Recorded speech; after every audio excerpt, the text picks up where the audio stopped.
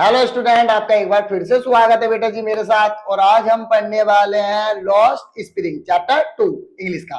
ठीक है, जो कि आपका फ्लेमिंगो से है।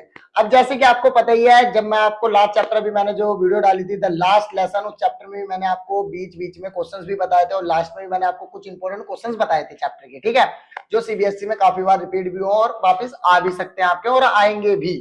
ओके, वैसे ही सेम में बेटा जी आपको इस चैप्टर में भी लॉस्ट स्प्रिंग के अंदर भी आपको क्वेश्चंस देने वाला हूं, बीच में भी और लास्ट में भी। तो प्लीज इसलिए मैं आपको कह रहा हूं कि वीडियो को यार शुरू से आखिरी तक देखना, ठीक है, विदाउट स्किप करे। ठीक है, क्योंकि आपको चैप्टर भी समझ में आ जाए ताकि और आपके जो क्वेश्चन है वो भी आपको मिलते रहे। डन। और हाँ, अगर आप पहली बार मेरे चैनल पे हो तो यार प्लीज चैनल को सब्सक्राइब कर लो ताकि आपको आगे आने वाली और भी वीडियोस मिलती रहे। और वीडियो अगर आपको अच्छी लगे तो वीडियो को लाइक करे बिना मत जाना। ठीक है, और अपने दोस्तों के साथ भी शेयर करना वीडियो को ज्यादा से ज्यादा, ताकि उनको भी हेल्प पहुंचे और उनके भी चैप्टर जल्दी से जल्दी कंप्लीट हो जाए अच्छे से। ठीक है, तो चलो स्टार्ट करते हैं द लॉस्ट स्प्रिंग आपकी। ठीक है, तो देखो द लॉस्ट स्प्रिंग जो बेटा आपका चैप्टर है, ये दो चाइल्डहुड स्टोरी के ऊपर है। ठीक है, इसके अंदर मतलब दो स्टोरी बताई गई है चैप्टर के अंदर।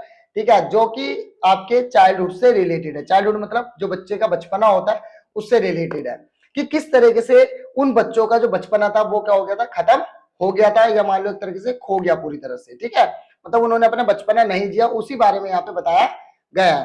तो लॉस्ट स्प्रिंग जो है बेटा आपका चैप्टर, इसके अंदर स्टोरी ऑफ स्टोलन चाइल्डहुड के बारे में बताया। और ये चैप्टर जो बेटा लिखा गया है, ये राइटर एनिस जंग के द्वारा लिखा गया है। ठीक है, और ये दोनों ही बेटा जो इसके अंदर स्टोरी बताई है स्टोलन चाइल्डहुड के ऊपर, हमारे एनिस जंग ने, ये दोनों ही स्टोरी रियल स्टोरी है, ये बात आपको ध्यान रखना। ओके, और ये हमारे जो दिल्ली एनसीआर है उसके आसपास की ही स्टोरी है। ओके, चलो, तो ये दोनों स्टोरी कौन कौन सी है। सबसे पहली जो स्टोरी है बेटा इस चैप्टर के अंदर, वो है some time I find a rupees in the garbage. पहली स्टोरी है आपकी some time I find a rupees in the garbage. Okay, then फिर दूसरी स्टोरी जो है बेटा इसके अंदर हमारी जो हमें पढ़नी है वो पढ़नी है I want to drive a car, जिसके अंदर है I want to drive a car. ये दो स्टोरीज आपकी हैं और जिनको हमें बाय वन बाय पढ़ लेनी है। ओके, चलो, इस चैप्टर के अंदर बेटा जो बैकग्राउंड है वो देखते हैं जरा। सबसे पहले मैं आपको बता देता हूँ इस चैप्टर के अंदर जो बैकग्राउंड है बताया गया है, इस चैप्टर के अंदर वो बताया गया बच्चों।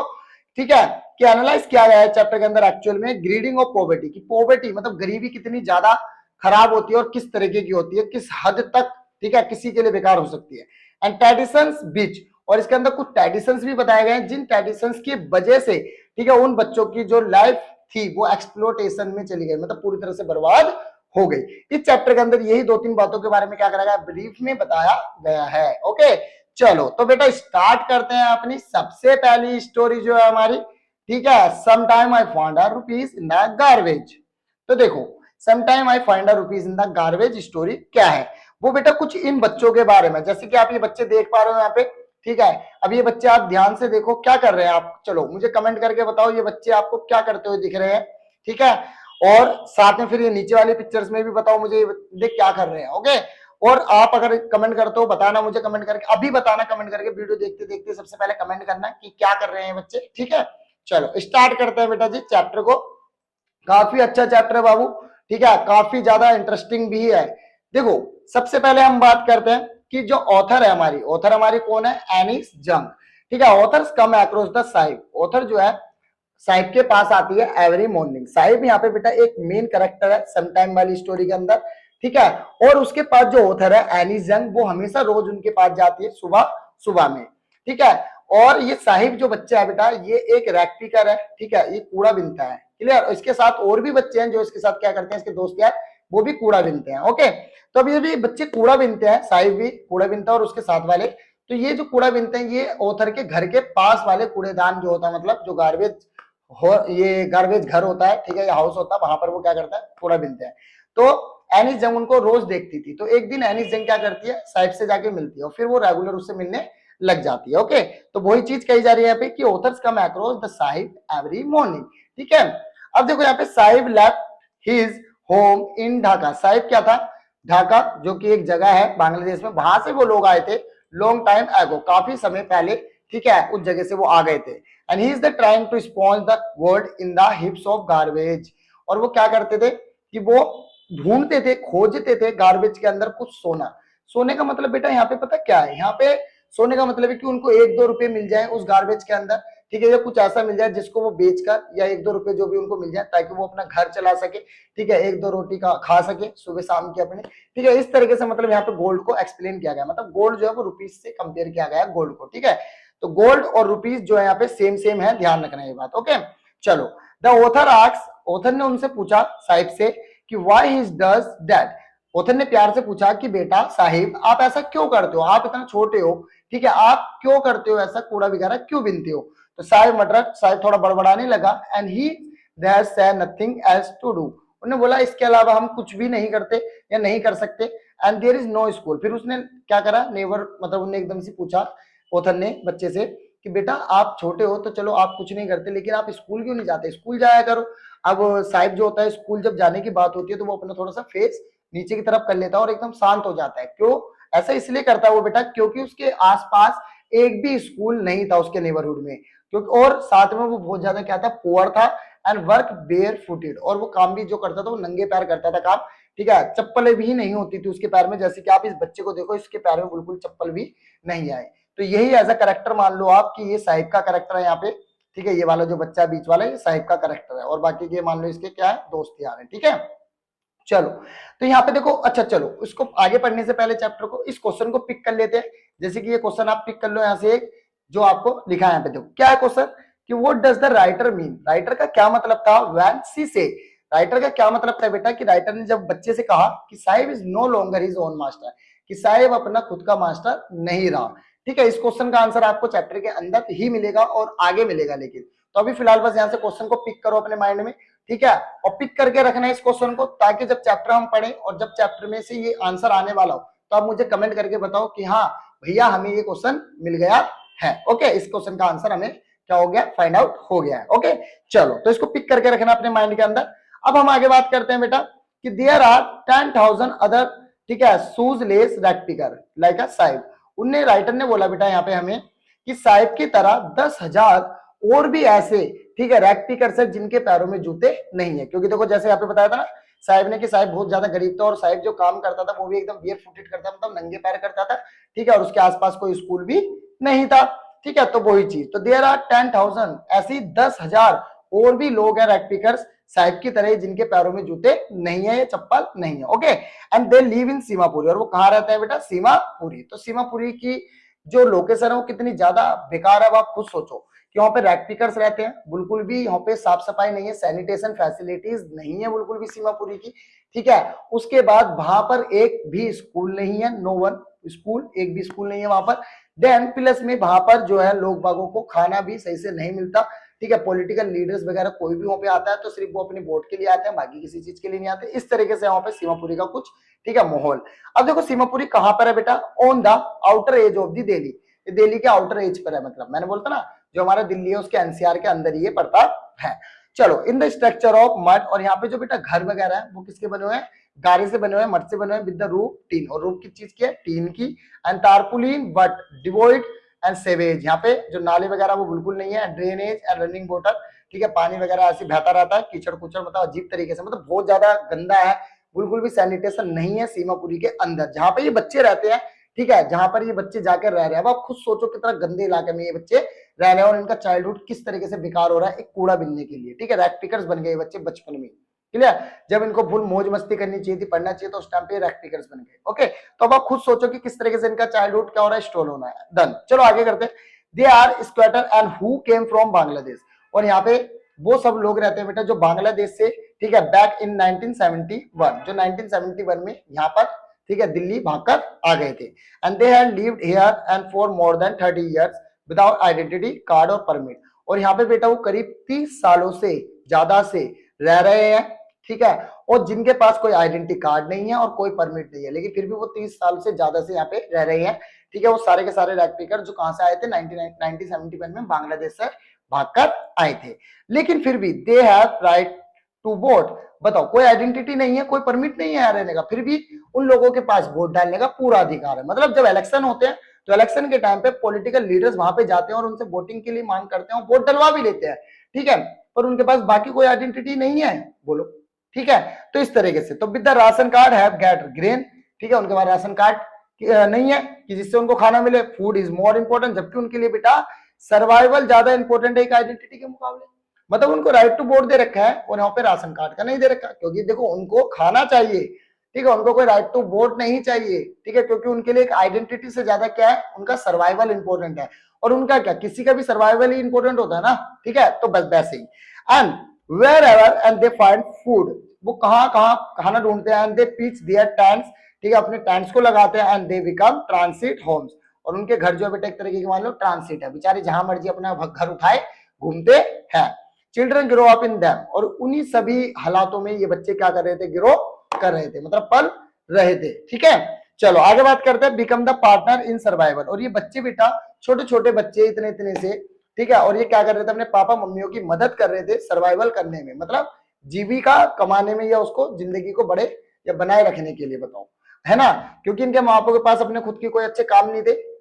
डन, उसके बाद इस प्रकार के हालात थे वहां के, ठीक है, खाने के लिए नहीं था, तो बच्चे भी क्या करते थे, रैक पिकिंग का काम करते थे, ताकि वो क्या कर सके, कुछ 1-2 रुपए वो भी ला सके, ताकि उनका घर चल सके। Okay, and in the Seemapuri survival means rag picking, मान लो देखो बेटा सीमापुरी में सर्वाइवल का मतलब ही क्या था, रैग पिकिंग, क्योंकि वहां पर रहते ही सारे रैक पिकर्स थे, तो रैक पिकिंग ही उनके लिए क्या था, सर्वाइवल का एक जरिया था।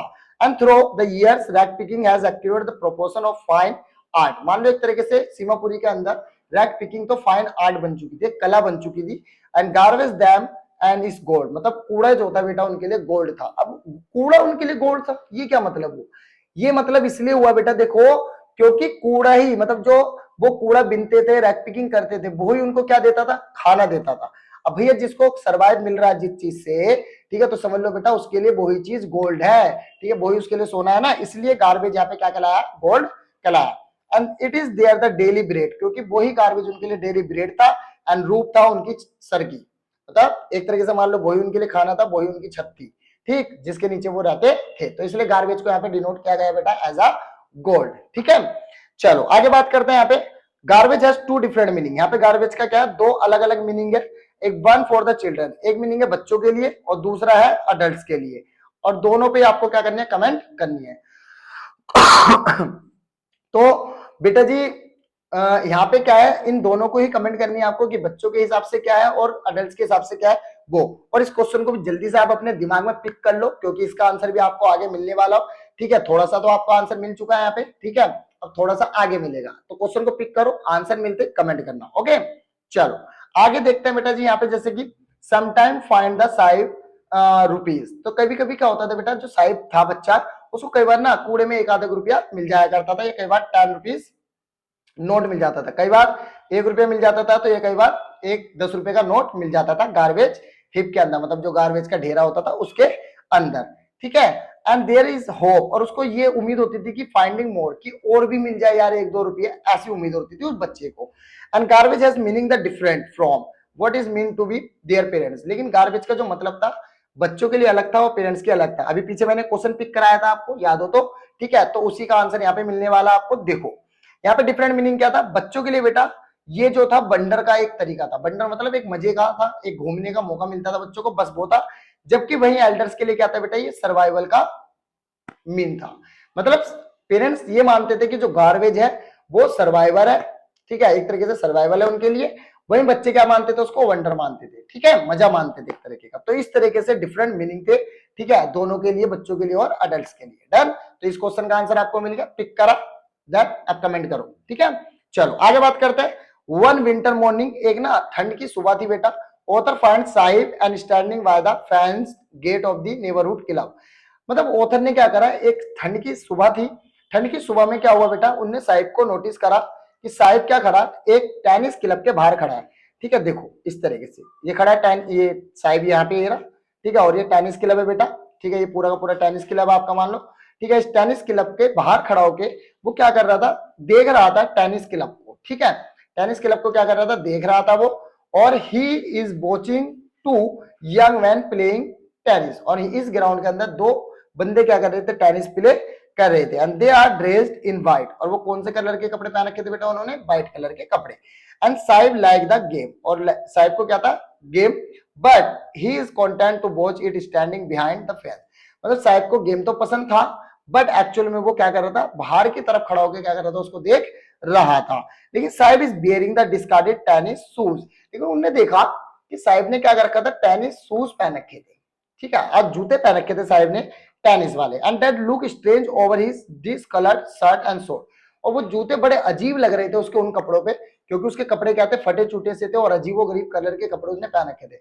और उसने नीचे ना टेनिस के जूते पहन रखे थे, जो टेनिस प्लेयर होते हैं उनके जूते पहन रखे थे उसने नीचे। And for one who has walked barefoot, जो बच्चा पहले कभी क्या करता था, नंगे पैर घूमता था, आज उसके पैर में जूते, लेकिन उस जूते में भी क्या था, एक बेटा छोटा सा छेद था। लेकिन छेद था जूते में, कोई बात नहीं, पर उसका जो ड्रीम था जूते पहनने का, वो तो उसका पूरा हुआ। तो बेटा आपको मैं बता देता हूँ, साहिब का एक सपना था जूते पहनने का, तो वो सपना उसका इस तरीके से पूरा होता है।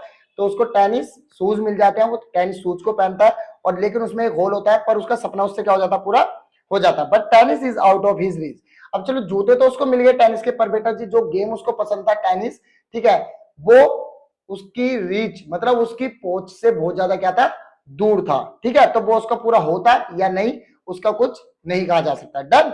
चलो, तो एक सपना तो उसका कम से कम पूरा हुआ, ठीक है। चलो अब देखते हैं जरा इस चैप्टर के, इस मतलब इस स्टोरी के कुछ क्वेश्चन और। तो यहाँ पे 2 क्वेश्चन और पिक करने हैं आपको बेटा। देखो, सबसे पहला क्वेश्चन है, garbage to them is gold. Garbage क्या है, उन लोगों के लिए गोल्ड है। How do rag pickers of the Seemapuri survive. अब यहाँ पे कह रहा है गार्बेज जो था उनके लिए सोना था, और साथ में किस तरीके से रैक पिकर क्या करते थे, सीमापुरी में सर्वाइव करते थे। तो बेटा इस क्वेश्चन को भी पिक कर लो आप, ठीक है, काफी बढ़िया क्वेश्चन है और काफी बार पेपर में आया है रिपीटेड, ठीक है। चलो एक नेक्स्ट क्वेश्चन और आप इसको क्या कर लो, पिक कर लो।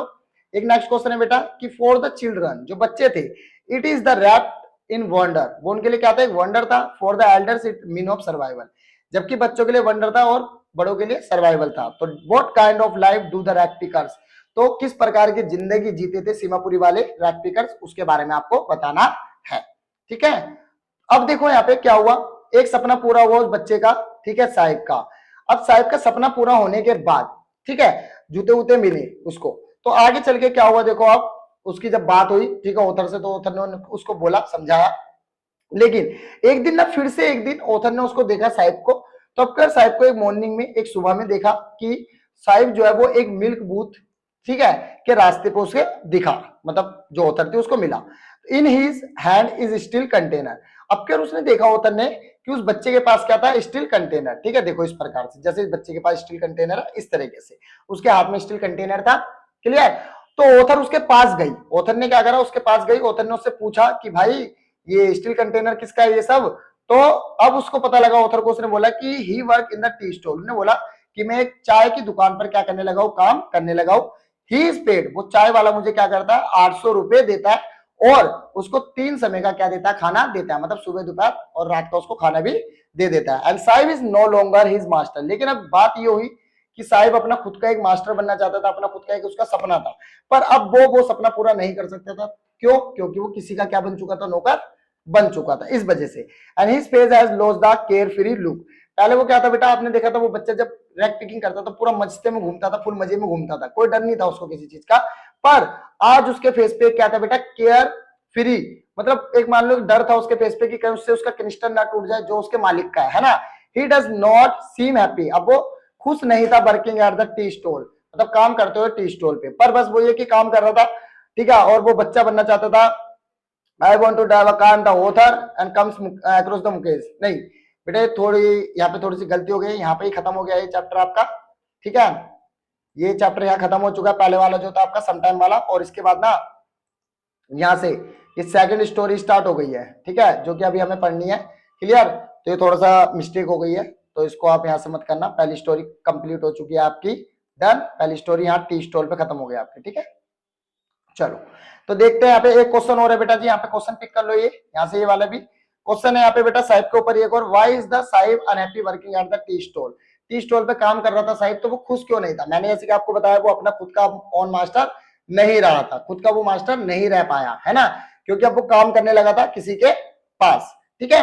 चलो अब यहाँ पे हमारा बेटा आ गया chapter second, I want to drive a car, जिसका थोड़ा सा पार्ट हमारा इस जगह पे लिखा हुआ है, देखो। तो चलो यहाँ से थोड़ा सा इसको पिक कर लेते हैं, ठीक है, इस पार्ट को। तो यहाँ पे देखो क्या है, I want to drive a car and the author, ठीक है।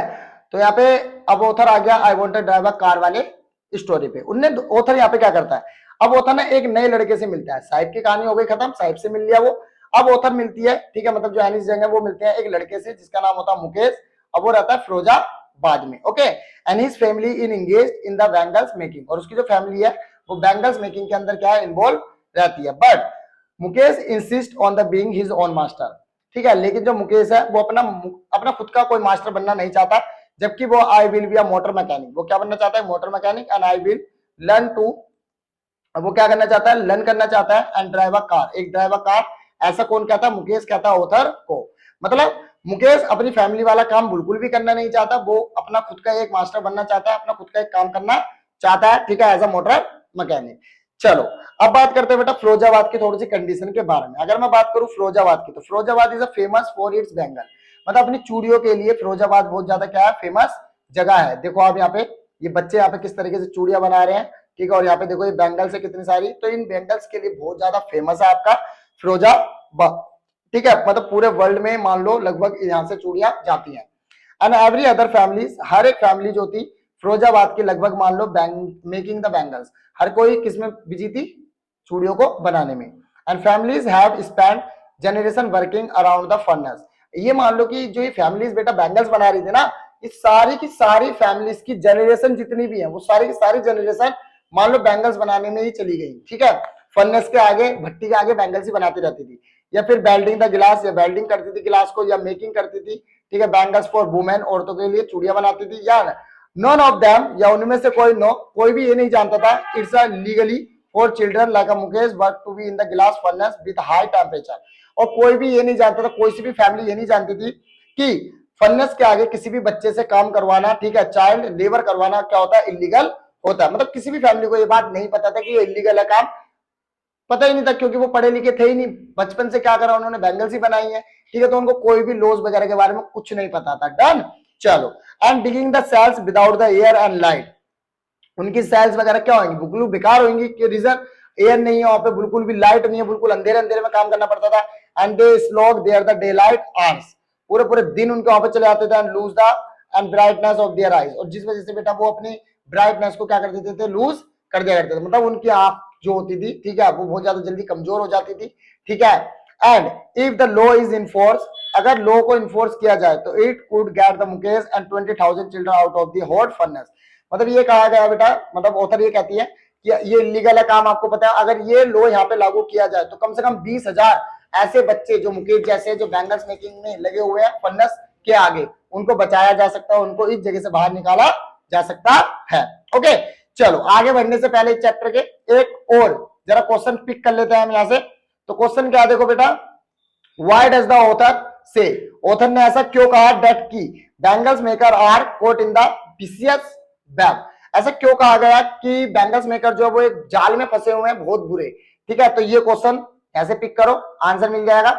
चलो आगे बात करते हैं बेटा अब हम चैप्टर के कि they walk down the sticking land and choked with the garbage, जब वो ऑथर, ठीक है, मतलब मुकेश क्या करा, मुकेश ने उसको लेके गया अपने घर की तरफ, ठीक है, ऑथर को कि चलो मेरे घर चलो, ठीक है, तो वो गई, तो उसने देखा कि जो वहां पे बहुत ज्यादा मतलब बेकार गलियां थी, ठीक है, काफी ज्यादा कूड़ा पड़ा था गलियों के अंदर, पास्ट होम, पुराने टाइप के किस्म के घर बने हुए थे, and remain the hovels and crumbling बोल, जिनके मतलब बोल वगैरह बहुत ज्यादा टूटी फूटी सी थी, एंड वॉबली डोर्स थे एंड नो विंडोज, जिनमें विंडोज भी नहीं थे। वॉबली डोर्स मतलब ऐसे, ठीक है, घर, ठीक है, मतलब सॉरी वॉबली डोर्स मतलब ऐसे दरवाजे जो बेटा खोलने पर आवाज करते हैं, चर चर चर चर अजीब सी आवाज मतलब करते हैं वैसे, और विंडोज तो थी नहीं मान लो, जैसे कि लाइक आप यहाँ पे देख सकते हो बेटा, ठीक है, ये देखो, ठीक है, कैसे टूटे टूटे से घर है, ये देखो, ये दरवाजे देखो, है ना, इस तरीके का लाइक मान लो, एक पिक्चर मैंने यहाँ पे लगा दिया आपके लिए। एंड भैया अगर मैं बात करूं ह्यूमंस एंड एनिमल्स, ठीक है, मान लो इंसान और जानवर को एग्जिट, मान लो इंसान और जानवर एक साथ रहते थे वहां पर, and they enter the half build set, और आधे बने बनाए घर के अंदर, मतलब आधा अधूरा बना हुआ घर था वो, one part of is and touches with the and dead grass and a frail young woman, तभी वो देखती है जब वो उसके घर में जाती है कि एक ना सुंदर सी लड़की, ठीक है, एक यंग वुमेन मतलब लाइक 14-15 साल की लड़की बच्ची कुकिंग कर रही होती है, इवनिंग मील क्या बना रही होती है, इवनिंग का खाना बना रही होती है, over the fire would stove, वो भी उस वाले स्टोव पे जिसमें लकड़ी डालकर जलाया जाता है ना बेटा, लकड़ी लगाओ, ठीक है, आग लगाओ, फिर उस पे चूल्हा, जिसे हम चूल्हा बोलते हैं नॉर्मल, उस स्टोव पर वो क्या कर रही थी, खाना बना रही थी, ठीक है, वो young women. She is the wife of Mukesh और एल्डर ब्रदर। और वो पता कौन थी लड़की बेटा? वो लड़की जो थी वो मुकेश की, ठीक है, जो बड़े भाई थे उनकी बीवी थी, जो कि 15-16 साल की ही लड़की होगी, बस इससे ज्यादा नहीं थी, क्योंकि यंग वुमन बोली जा रही पूरी तरह से। And already charge of the 3 man her husband. अब उसके ऊपर एक छोटी सी लड़की के ऊपर जो शादी कर आई मुकेश की बीवी, मतलब मुकेश के भाई की बीवी बनके, ठीक है, उसके ऊपर 3 लोगों का चार्जेस आ चुका था। पहला चार्ज, सबसे पहले तो उसके पति का चार्जेस, फिर उसके पापा का चार्जेस, फिर वो मुकेश का चार्जेस उसके ऊपर खुद। तो 3 बंदों को वो क्या कर रही थी? संभाल रही थी, ठीक है, Mukesh and their fathers. And the fathers is poor bangles maker. और जो उसके पापा थे मुकेश के, वो भी क्या थे? बैंगल्स मेकर ही थे, बहुत ज्यादा पुअर थे, ठीक है, मतलब गरीब। तो अब ऐसा है तो सिंपल चीज है, गरीब तो है ही वो, ओके। उसके बाद despite the long years end of the hard labour, इतने ज्यादा हार्ड लेबर करने के बाद भी, ठीक है, the first tailor and then the bangles maker. तो उसके पापा जो थे पहले टेलर हुआ करते थे, लेकिन उसके बाद वो बैंगल्स मेकर बन गए। इतने हार्ड वर्क करने के बाद भी वो अपने घर को रिनोवेट नहीं करा पा रहे थे बिल्कुल भी, मतलब घर टूटा वगैरह पड़ा था ना, उसको वो सही करवा नहीं पा रहे थे। बताओ, इतना हार्ड वर्क करने के बाद भी उनके पास इतना पैसा नहीं था कि वो अपने घर को क्या कर सके? सही कर सके। And send his 2 son to school, और अपने दोनों लड़कों को कहां भेज सके? स्कूल भेज सके। ऐसा कुछ भी नहीं कर पा रहे थे वो इतना काम करने के बाद भी। And all he manage to do is and teach them and what he knows and are the art of making bangles. तो उन्होंने क्या करा? भैया तुम स्कूल वगैरह तो कहीं नहीं जा पाओगे, आपको मैं क्या बनाना सिखा देता हूँ? बैंगल्स बनाना ही सिखा देता हूँ। तो उन्हें भी उन्होंने क्या करा? चूड़ी बनाना ही सिखा दिया, ओके। तो उनको चूड़ी बनाने सिखा दिया, जो उन्हें आता था वही उन्होंने सिखा दिया। चलो आगे बढ़े चैप्टर में, उससे पहले एक और क्वेश्चन देख लेते हैं बेटा, ऐसे ही पिक करो इस क्वेश्चन को। Mention any 2 problem face by Bengal seller. Bengal sellers के सामने 2 प्रॉब्लम्स क्या थी वो आपको बतानी है, ठीक है। तो इसे भी आप कमेंट करना चैप्टर पढ़ने के बाद कि क्या होगा इसका आंसर, ओके। चलो अब हम देखते हैं बेटा कि मुकेश ग्रैंड मदर, मुकेश की जो ग्रैंड मदर थी, has bossed her own husband. Mukesh की ग्रैंड मदर वो अपने पति को भी देखभाली करती थी, जो गो ब्लाइंड, जो क्या हो चुके थे? अंधे हो चुके थे। The dust from polishing glass of Bengal, किसकी वजह से? जो बैंगल्स की पॉलिश होती है ना, उसकी डस्ट के कारण उनकी आंखें चली गई थी। तो उसकी ग्रैंड मदर अपने पति की देखभाली करती थी। सी से तो उनकी ग्रैंड मदर ने कहा कि इट इज हिज डेस्टिनी, कि यही उनकी किस्मत है। And she implies that the god given, भगवान ने उनकी लाइनेज को, ठीक है, यही दिया। और ये भी बोला है कि कभी भी आप इसको तोड़ नहीं सकते। आपने काम करा है, ठीक है, जैसे मान लो ये कहना मतलब यहाँ पे ये इनकी ग्रैंड मदर का कि आपके पापा ने ये काम करा तो आप भी यही काम करोगे, आपके आने वाले बच्चे भी यही काम करेंगे, उनके बच्चे भी यही काम करेंगे। इस तरीके से कोई भी इस लाइनेज को क्या नहीं करेगा? ब्रेक नहीं करेगा। ऐसा बोला किसने? दादी माँ ने, ठीक है, ऑथर के सामने। And they have been born, ठीक है, वो क्या हुए हैं? पैदा हुए हैं किसके अंदर? कास्ट ऑफ बैंगल्स मेकर्स की, ठीक है। तो वो बैंगल्स मेकर ही बनेंगे। And have seen nothing but, ठीक है, उनको कुछ नहीं दिखेगा, सिर्फ बैंगल्स ऑफ बीसियस या वेरियस कलर, सिर्फ उनको दिखेगा भी तो क्या दिखेगा? सिर्फ अलग अलग कलर की बैंगल्स ओनली। बैंगल्स मतलब चूड़ियां, ठीक है। And boys and girls sit with the fathers, boys और गर्ल्स किसके साथ बैठे थे? अपने फादर्स के साथ। And mothers welding the piece of coloured glass, और वहीं, ठीक है, एक लड़का और एक लड़की बैठी थी अपने पापा मम्मी के साथ, और क्या कर रहे थे? वेल्डिंग कर रहे थे किसको? कलर्ड ग्लास को, ठीक है, इनटू सर्कल बैंगल के अंदर। सर्कल बैंगल मतलब गोल कलर, मतलब गोल चूड़ियां बना रहे थे वो। They work in the dark, ठीक है, हैंडमैन, वो भी एकदम डार्क हैंडमैन में, मतलब एक डार्क झोपड़ी थी उसके अंदर, ठीक है। डार्क मतलब अंधेरा था वहां पे बहुत ज्यादा, इस वजह से। And next to line of the flames and flickering all lamp, और जो लैम्प जल रहा था वो फ्लिकरिंग कर रहा था थोड़ा। And their eyes are more, ठीक है, adjusted to dark than the light outside, और उनकी जो आंखें थी ना बेटा वो ऐसी हो चुकी थी कि अंधेरे में ज्यादा कंफर्टेबल काम करती थी एक रोशनी के मुकाबले। मतलब लाइट में वो ज्यादा कंफर्टेबल नहीं फील करते थे जितना वो अंधेरे में कंफर्टेबल फील करते थे। And they often and losing their eyesight, और वो क्या कर देते थे? अडल्ट होने से पहले, मतलब बड़े होंगे उससे पहले उनकी आंखें क्या हो जाती थी? खत्म हो जाती थी। अब इस तरीके के हालात में अगर वो काम करेंगे तो ऑब्वियसली बात है उनकी आंखें खत्म होंगी ही होंगी। वहीं अब बात करते हैं बेटा एक और लड़की की, हम सविता, ठीक है, सविता नाम की एक लड़की है इसमें करेक्टर, अ यंग गर्ल है, ठीक है। And dress the pink dress, जिसने क्या पहना? एक पिंक ड्रेस, जैसे कि मान लो ये रही सविता, ठीक है। And sit along the side an elderly woman, और वो औरत, ठीक है, मतलब जो ये सविता है एक बुढ़िया औरत के बगल में क्या है? बैठी है। And she is soldering the piece of glass, और क्या कर रही है? सोल्डरिंग कर रही है किसको? पीस ऑफ गिलास को। And her hand move mechanically like a tongs of machine, और उसके हाथ ऐसे चल रहे हैं बेटा जैसे कि मशीन चलती हो, इतनी स्पीड में, ठीक है।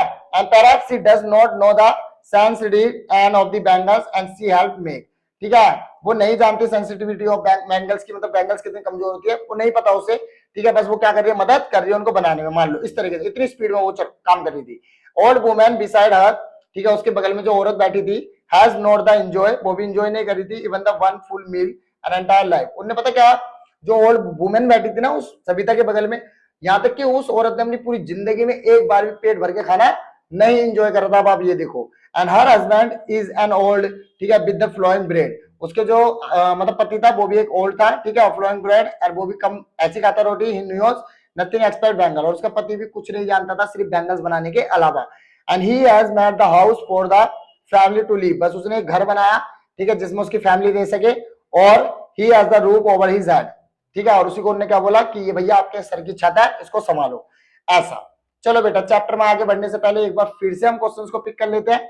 तो कुछ क्वेश्चंस और आगे, यहाँ पे 2 क्वेश्चंस हैं, देखो। पहला क्वेश्चन क्या है बेटा आपका, कि what did not bangles maker of Firozabad organise themselves into cooperative, जो बैंगल्स मेकर है, ठीक है, फिरोजाबाद के, वो अपने आप को क्यों नहीं ऑर्गेनाइज कर पा रहे थे कोऑपरेटिव, मींस एक साथ जुड़कर, ठीक है, वो क्यों नहीं काम कर पा रहे थे, ठीक है। रीजन आपको पता ही है, कुछ बड़े लोग उनको मिलने नहीं दे रहे थे। ओके, चलो आगे इसके भी क्वेश्चन को पिक कर लो और आंसर ढूंढना। And how is Mukesh attitude, जो मुकेश का एटीट्यूड था, ठीक है, लाइफ को लेकर, वो डिफरेंट था दूसरों के मुकाबले, क्यों? क्योंकि दूसरे लोग ये समझ चुके थे कि हमारी डेस्टिनेशन क्या है, बैंगल्स मेकिंग है, पर मुकेश ऐसा नहीं चाहता था। मुकेश क्या चाहता था, बोर्न टू ड्राइवर, ठीक है, मैकेनिक, मतलब सॉरी मोटर मैकेनिक, वो क्या बनना चाहता था, मोटर मैकेनिक। तो इसलिए वो कहता दूसरों के मुकाबले डिफरेंट था, ठीक है, इस वजह से। चलो आगे बात करते हैं बेटा, अब हम little has moved with the time in Firozabad. चलो थोड़ा सा आगे की तरफ चलते हैं, फिरोजाबाद के अंदर ही, ठीक है। तो families don't have the enough to eat, बताओ, फैमिलीज के पास खाने के लिए भी पूरा खाना नहीं होता था। दे डोंट हैव मनी, उनके पास इतना भी पैसा नहीं था कि to do anything expect and carrying on the business making bangles, कि वो कोई बिजनेस कर सके, ठीक है, मेकिंग मतलब बैंगल्स मेकिंग को अलग करके, मतलब बैंगल्स मेकिंग को हटा दो, ठीक है, वो नहीं करना उनको, वो कुछ और काम कर सके, वो भी नहीं कर सकते थे वो, क्योंकि उनका पैसा नहीं था। The young man echo the limit of their elders and they have fallen into the vicious circle of middle man, क्योंकि वो बहुत ज्यादा क्या थे बेटा, फंसे पड़े थे विशियस सर्कल में, एक बहुत बुरे जाल के अंदर। जो मैंने पहला क्वेश्चन बताया था ना आपको कि जाल के अंदर फंसे पड़े हुए हैं कौन, बैंगल्स मेकर, तो उसका आंसर यहां से मिलेगा, आपको पिक करना, कमेंट करना। They have fallen into vicious circle, एक बहुत बुरे सर्कल में फंसे हुए थे, किसके, वो मिडल मैन के। हु ट्रैप देयर फादर, जिन्होंने क्या कर लिया था, उनके फादर्स और फोर फादर्स को फंसा लिया था कर्ज के जाल में, ठीक है। And years and mind numbing and toil have the killed all incentive and availability of dream, और जिस वजह से उन्होंने ऐसा फंसा कर उनके फादर और फोर्थ फादर्स, मतलब उनके फादर्स और फोर फादर्स को फंसाकर क्या करा था, जो उनके माइंड नमिंग थी, मतलब वो कुछ कर सके, और उनकी जो क्रिएटिविटी थी, अवेलेबिलिटी थी, उन सबको क्या कर दिया था, मार दिया था उनके सपनों को। And they are unwilling to get organise, ठीक है, बिल्कुल भी वो ऑर्गेनाइज नहीं हो सकते थे। वो इसलिए नहीं हो सकते थे बेटा, ठीक है, कोऑपरेटिव, क्योंकि उनकी इच्छा भी होगी वो तब भी नहीं हो सकते थे, क्योंकि मिडल मैन के उसमें क्या फंसे थे, वो जाल में फंसे हुए थे, इस वजह से। एंड दे फियर, क्योंकि उनको ये डर रहता था, they will be hold out by the police, क्योंकि उनको ये डर रहता था कि अगर हमने अपने आप को ऑर्गेनाइज किया या कोऑपरेटिव करा हमने, तो उनको पुलिस बहुत ज्यादा पिटाई करेगी, उनकी police, and drag to jail, और उनको कहां ले जाकर फेंक देगी, जेल में ले जाकर डाल देगी। एंड समथिंग इलीगल, इस नाम मतलब इस चीज को घोषित करके कि ये लोग क्या कर रहे हैं, कुछ गलत कर रहे हैं, ऐसा बोलकर। And there is no leader, क्योंकि उनके बीच में कोई भी लीडर नहीं था। And no one help them to see things differently, और कोई भी ऐसा नहीं था जो उनको चीजों को डिफरेंट दिखाने में क्या करे, उनकी मदद करे। तो ऑल ऑफ देम, इसी वजह से सभी के सभी क्या थे, टायर्ड थे, थक चुके थे। And they talk about poverty and apathy and greed and injustice, इसलिए वो हमेशा बात करते रहते थे, ठीक है, poverty, apathy and greed and injustice के बारे में। अब पता लगा आपको बीसीएस सर्कल वाला क्वेश्चन का आंसर, और क्यों नहीं करते थे वो कोऑपरेट अपने आप को, ठीक है। चलो इनका मिल गया आपको आंसर, कमेंट कर देना जल्दी से। चलो अब आगे बात करते हैं, एक और क्वेश्चन आपको मिलता है यहाँ पे, देखो नेक्स्ट क्वेश्चन भी पिक करो। For the children it is the wrapped is a wonder, कि जो बच्चे थे उनके लिए वंडर था, ठीक है। And for the elders, sorry बेटा ये रेक्टिकर वाले का क्वेश्चन आ गया, सेम रिपीट हो गया, ठीक है, तो आप इसको मत करना, क्योंकि ये क्वेश्चन मैं आपको बता चुका ऑलरेडी, ठीक है। तो इस क्वेश्चन को आप क्या कर दो, क्रॉस कर दो, ठीक है बेटा। चलो आगे बढ़ते हैं चैप्टर के अंदर हम, ठीक है। टू डिस्टिंक्ट वर्ल्ड, आपको पता है ये 2 वर्ल्ड थे, ठीक है, distinct. One family code in poverty, एक फैमिली किसमें फंसी हुई थी, गरीबी में, एंड बर्डन में, एंड स्टिग्मा ऑफ कास्ट, ठीक है, और किसके साथ, कास्ट के स्टिग्मा में। इन बीच दे आर बोर्न, जिसमें वो क्या हुए थे, पैदा हुए थे। एंड अदर विशियस साइकिल, और दूसरे किसमें थे, विशियस साइकिल में फंसे हुए थे। मतलब यहाँ पे 2 फैमिली को कंपेयर किया जा रहा है, एक फैमिली जो गरीबी में फंसी हुई थी, ठीक है, या जिसमें वो बोर्न हुई थी, जिसको वो डेस्टिनेशन मान रही थी, और कुछ लोग वो ठीक है, जो बीसीएस सर्कल मतलब जो मनी लैंडर्स के चंगुल में फंसे हुए थे, या मिडल मैन के, ठीक है, पुलिसमैन के, इनके लोगों के, है ना, या कीपर्स ऑफ लॉ या पॉलिटिशियंस, इनके बीच में फंसे हुए थे, जिस वजह से वो अपने आप को बाहर नहीं निकाल पा रहे थे। Done. And together they have imposed the waves and on the child, और ये सारा का सारा किसके ऊपर जा रहा था, बच्चों के ऊपर थोपा जा रहा था। एंड ही एक्सेप्ट, और उन्होंने भी एक्सेप्ट कर लिया था, it is a naturally as his father, जैसा उनके पापा कर रहे हैं वैसे ही उनको भी करना पड़ेगा। टू डू एनीथिंग एल्स, उसके अलावा वो कुछ कर भी नहीं सकते, उनकी हिम्मत भी नहीं होती थी। And daring is not part of the growing up, और बच्चों के जिंदगी का हिस्सा ही नहीं था ग्रोइंग में, मतलब बच्चे ग्रो तो कर रहे थे पर उनके अंदर इतनी हिम्मत नहीं थी, ठीक है, कि वो अपने आप को बचा सके, ठीक है, इन लोगों से, मतलब बिल्कुल भी उनके अंदर हिम्मत नहीं थी, ये चीज ध्यान रखना। And the author is cheered and when she sense a flash, और तो थोड़ा ना ऑथर बड़ी खुश होती है जब वो मुकेश के बारे में सुनती है कि मुकेश क्या है, अपना खुद का एक मोटर मैकेनिक बनना चाहता है, कि चलो कोई तो है इनके बीच में जो एकदम अलग, ठीक है, सोच रखता है और अपने अंदर एक हिम्मत भी रखता है, ठीक है, कुछ अलग बनने की। क्लियर। तो यहाँ पे बेटा एक क्वेश्चन हो रहा है, ठीक है, लास्ट, उसको भी पिक करो जल्दी से आप। देखो यहाँ पे क्वेश्चन है, इट इज हिज करम, ऐसा बोला था कि इस करम, उसका करम ही यही है, हिज डेस्टिनी, उसकी किस्मत भी यही है। What is the Mukesh family attitude toward there situation, तो मुकेश की फैमिली का, ठीक है, क्या रवैया था इस बात को लेकर, वो आपको यहाँ पे एक्सप्लेन करना है। तो बेटा ये खत्म हो गया आपके चैप्टर, और आपके जो इंपॉर्टेंट क्वेश्चन थे वो भी, और कुछ इंपॉर्टेंट क्वेश्चन आप स्क्रीन पे देख रहे हो, इनको भी, ठीक है, लिख लेना आप। क्लियर, और इन पे प्रैक्टिस कर लेना। क्लियर। तो चलो इस चैप्टर में अगर आपको कोई डाउट रहा हो तो कमेंट कर देना मुझे, बाकी ये चैप्टर खत्म हो चुका है आपका, ठीक है। तो मिलेंगे नेक्स्ट चैप्टर के साथ, तब तक के लिए आपको बाय।